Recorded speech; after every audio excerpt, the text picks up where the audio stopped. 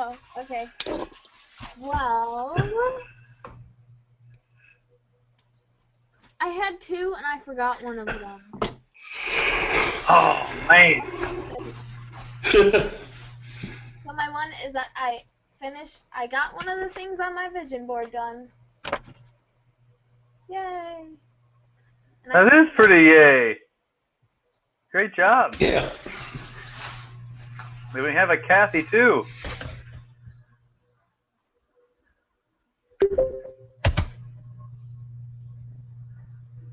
There she is. Hi, Kathy. Hello, everybody. Hey, fantastic. Yeah. So, Kate, what did you get off of your vision board? Well, I have a little thing up there, and it's like a little quote or whatever, and it says, "I like when people open up to me. I feel like they can trust me. It's a good feeling." And so one of my friends opened up to me today. So yay! Wow, that's pretty Cool. awesome. Yeah. Good for you. Good for you, Caroline. How about you, Anna? My positive focus is that Brant surprised me this weekend. We haven't seen each other for a couple weeks, and we probably shouldn't see each other for another couple weeks because we're both really busy. But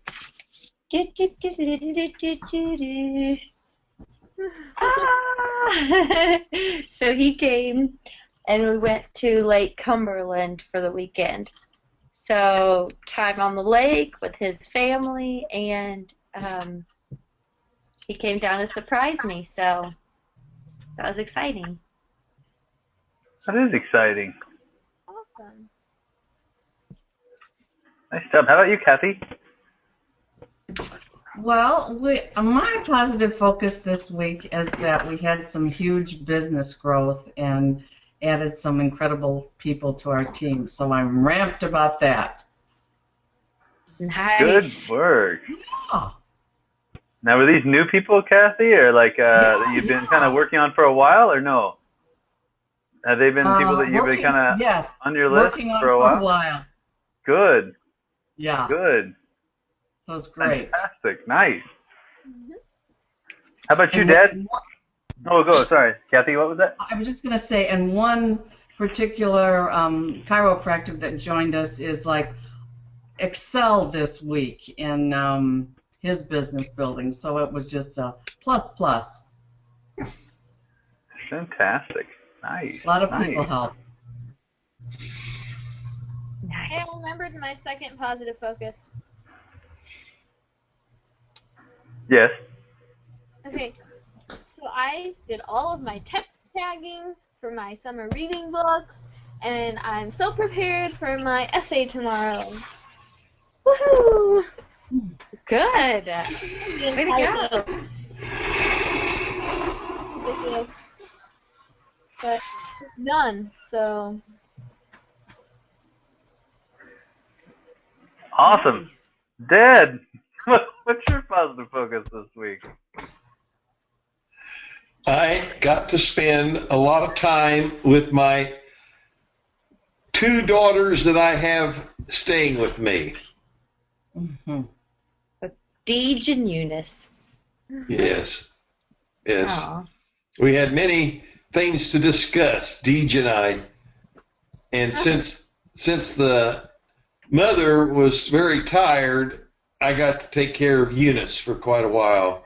Oh, that's good. And the mother's going to be quite upset because I was such a good babysitter. All she did was sleep. Oh, no. Oh, no. You are good. Guess what's going to happen tonight? Oh, I know. Yeah. Oh, dear. Oops. All right, and my positive focus this week, I got to spend a good portion of the week last week with Andy, who's a friend from college, and Jared. So it was a really great week. Got to catch up with both of them, spend some time on the beach, hang out, did a little mini golf. We did all kinds of fun stuff. It was really fun. Nice. Who ruled at mini golf? Lisa was pretty tough at mini golf. She's pretty good. Yeah. She's kind of our workout queen. She is. When it comes to steps, she steps. I tried to keep up with her, but she dusted me in no time flat. What was her score?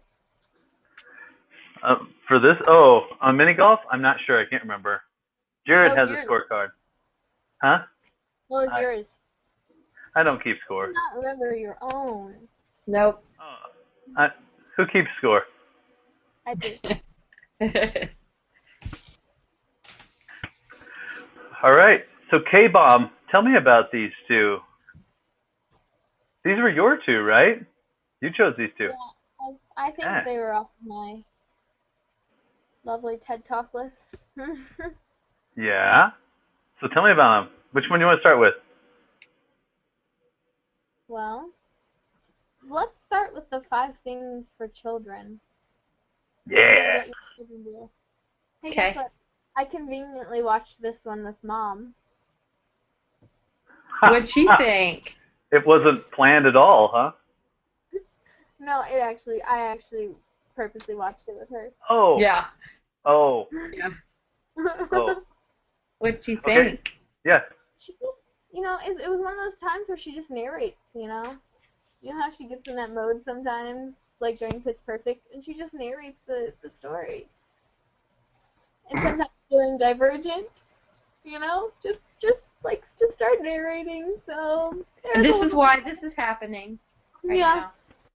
now. I don't really think that that's right. Oh, that's very interesting. It's so funny. But it was, I like how we have both of the things, how, what people think they should educate their children on, and what, like, their biggest fears are for their children, and what actually should be the biggest fears, because those are actually the way most kids, like, die.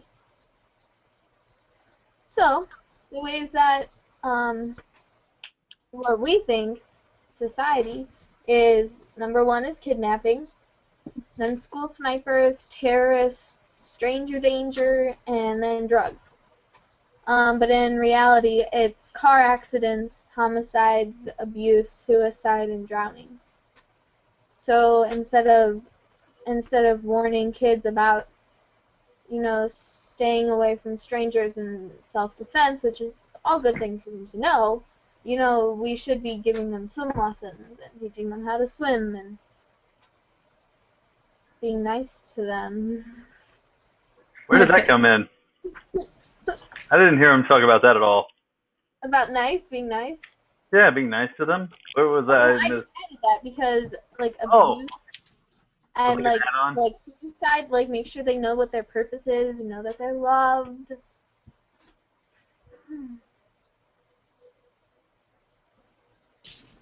Yeah.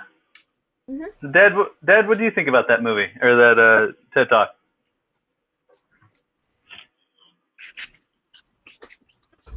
I enjoyed it. What was your favorite part? Oh, just the simple fact that, he tried to get them to do so many things, and then he said, this is all in the effort to make them safer, which is basically right. Whether it's baking soda and vinegar or whatever, usually those are harmless things, so let them experiment, let them do things. And I think it's also like having them learn for themselves by experience. Like, if you tell them that the stove is hot, they're gonna be like, okay, but they're not gonna really care. You have to let them touch it, so they realize it's hot and they won't do it again. They have to learn for themselves. And that is the best lesson. When I was probably 5 or 6, my grandfather took us out to an old chicken coop that he converted into a farrowing house. And to heat it in the wintertime, he had a pot-bellied stove. And there's nothing that gets hotter than a pot-bellied stove because it's only 1 layer thick. You learned real quick, it's very hot. you know. And I think, it didn't take too long for everybody to understand that.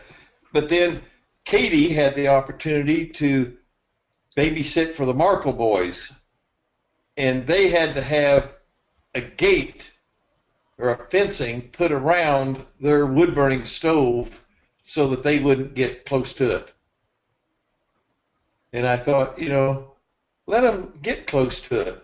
It only takes usually one time. So, and they remember it longer. What do you think, Kathy? Well, I'm clear on the other side. This guy, I think he's going for sensationalism, and I looked him up a little more, and I liked what he did about the tinkering school, but I hear what he's saying, but some of the examples he's using, I absolutely 100% disagree with. Like, I would never in a million years let a small kindergarten or first grader walk to school by themselves, whether it's kidnapping or the chances of getting hit by a car. And he talks about dying, the 5 causes of dying, car accidents, etc., so it's safer to walk to school. Well, there's a whole lot of harm that can happen that's far worse than dying. And whether it's abuse or kidnapping, I mean, a little first or second grader, they're just very childish and irresponsible, and how they even making a judgment, is it safe to cross this street, how fast the car is coming, what have you. So yeah, do I think it's great to climb trees and to fiddle around with a magnifying glass and learn that and do experiments? Absolutely. But I really think you have to gauge the whether you're looking at a disobedient child or just a childish irresponsibility, and their ability to judge and be safe. I think it has to be taught and not simply caught. Yeah, I would think so too. That you'd have to put into effect whether your kid has enough street smart to be able to take on some of those things. So they may walk to school when they're 12 or 15, but depending on the kid, they can do different things at different ages. Right. And that whole thing about super gluing your fingers together, I thought was ridiculous, because you can, if you're trying to learn that lesson of a temporary disability, you can tape your fingers together. You don't have to super glue them and take the risk of pulling your skin off. It's like, I just didn't agree with that. Mom didn't like that one either. I think she remembered when, I don't know if it was you, Anna, or if it was Aunt Katie that super glued their fingers together, and it was not good. And so she remembered that, and she didn't like that idea either. I think it might have been me, but I think she freaked out more than I did. I think I super glued my fingers to my leg.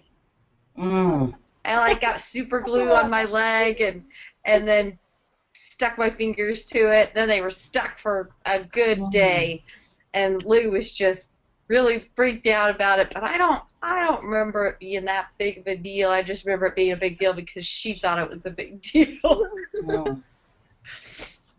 But I think it came off with fingernail polish or something, fingernail polish remover or something, wasn't it? So. Yeah, I think it does depend on the kid, like their age, and I mean, where you it just all depends, on like where you live. Is it safe for them to walk to school? How far away do you live from school? How old are they? What kind of kid are they like? Yeah, I did like it how they kind of said, hey, think about what you're doing before you do it. Just because the media shows all these stranger dangers or, whatever they may be showing, and kind of look up the actual hazards. Sticking your tongue on a 9-volt battery. I've never done that because why would you do that? I don't like to taste one. So, but Brant said he'd done it, and maybe that explains a few things. Just kidding. But anyway, he said it zaps a little bit, but it doesn't necessarily like hurt you. And I am very scared of car batteries, and I never know which clamp to put on which side first, and they make me nervous. Maybe if I would have stuck my fake tongue on a 9-volt battery back in the day, I wouldn't be so scared of 9-volt batteries. I would know what's actually legit to be scared of and what not to be scared of. Mm-hmm. And then, look into, hey, if walking to school is better, has their studies been done about cognitive abilities being better with kids who walk to school, and then them making that part of their lifestyle of walking constantly, because I did go to college with a couple people that they would walk places where I would normally drive. Well, I grew up in the country where we drove places. But she was used to walking places, and it was amazing the amount of places she went. You're like, you went all the way to East Lafayette walking today? She was like, yeah, I needed to go do this, or I needed to go do that. And it was no big deal. It didn't take her longer than what we would have taken, really. She just walked there. And it's just different. I don't know. And so, maybe she's healthier, and she would be by that. So, anyway, I thought that was cool to, actually look into the things that you're doing rather than just doing them out of fear.